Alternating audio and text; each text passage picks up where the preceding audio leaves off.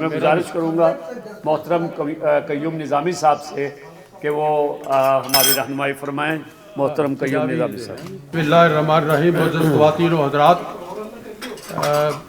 ظاہر ہے کہ ہم چاہتے تو نہیں کہ پابندی لگائیں ٹائم کی، لیکن کوشش ہماری یہ ہوتی ہے کہ جتنے بھی دوست یہاں پر تشریف لائے ہیں سارے اہل رائے ہیں، ان کا تجربہ ہے، ان کی زندگی کا مشاہدہ ہے، تو کوشش ہم یہ کرتے ہیں کہ سب دوستوں کو اکاموڈیٹ کیا جائے، ان کو موقع دیا جائے تاکہ اچھی تجویز جدت سے بھی آئے. میں سمجھتا ہوں کہ سب دوستوں نے بڑی اچھی باتیں کی ہیں. میں بھی 2-4 باتیں، کوئی زیادہ ٹائم میں نہیں لوں گا.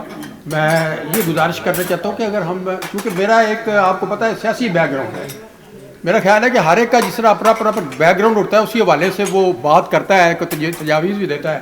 تو میں چونکہ ایک سیاسی، بیسیکلی ایک سیاسی بندہ رہا ہوں، وہ میرا ساری 50 سال میں نے سیاست کی ہے، میں اس حوالے سے میں نوجوان جو ہے اس کو میں دیکھ رہا ہوں کہ آپ دیکھیں کہ جس ملک کے اندر بے روزگاری ہو اور غربت ہو، بے روزگاری ہو اور غربت ہو، اس ملک میں آپ نوجوان سے کیا توقع کر سکتے ہیں؟ مجھے کہ سعادت حسن منٹو نے کہا تھا کہ اگر آپ کے پیٹ میں روٹی نہیں ہے تو انسان کا سب سے بڑا مذہب جو ہے نا وہ روٹی ہوتی ہے. پہلا مسئلہ روٹی کا ہے. آپ روٹی دو اس کو، میرا مطلب ہم اس کو مساوی مواقع دے رہے ہیں نوجوانوں کو. غربت میں وہ بیچارے جی رہے ہیں، بے روزگاری میں ہیں، آبادی جو ہے وہ بڑھ رہی ہے، مسائل ہمارے بہت ہی بڑھ رہے ہیں، ہمارے جو فوڈ سیکیورٹی کوئی نہیں ہے. ساری یہ چیزیں ہیں جس کی طرف میرا خیال ہے کہ آج ہمیں توجہ دینی چاہیے تھی اصولی طور پر کہ یہ اصل میں مسئلہ سیاسی ہے اور معاشی ہے.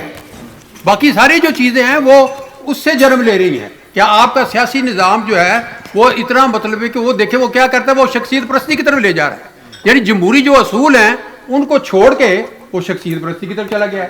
اور ہمارا جو نظام ہے، معاشی نظام، اس میں آپ دیکھیں کہ 2% لوگ جو ہے وہ الیٹ ہے، 2% جو حکمرانی کر رہی ہے، اور جس کے بارے میں جو IMF کی تازہ رپورٹ آئی ہے آپ حیران ہوں گے، سب کو شاید نہ پتا ہو کہ $10 ملین لیے ہیں انہوں نے پاکستان سے رپورٹ بنانے میں.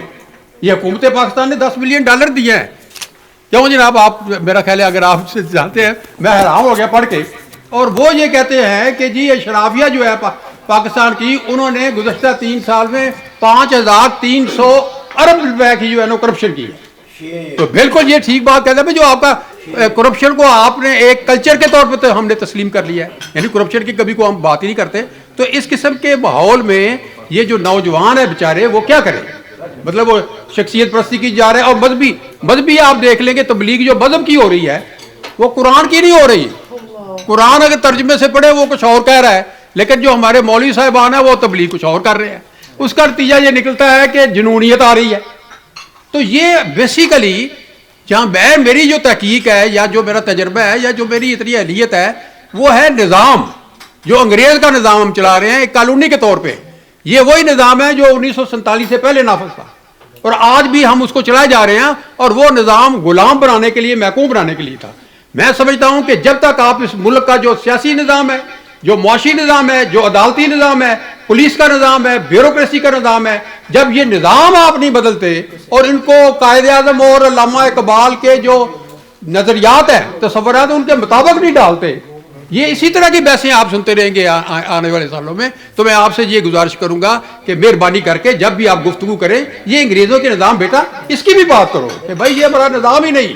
یہ نظام ٹھیک ہوگا تو ملک ٹھیک ہوگا، ترقی آئے گی، خوشحالی آئے گی. اس نظام میں تو وہ پہلے انگریز جو ہے وہ ایکسپلائٹ کرتا تھا، استحصال کرتا تھا، اب ملٹی نیشنل کمپنی جو ہے وہ اس کے ذریعے وہ لوٹ مار کر رہا ہے. بہت شکریہ، بہت مہربانی.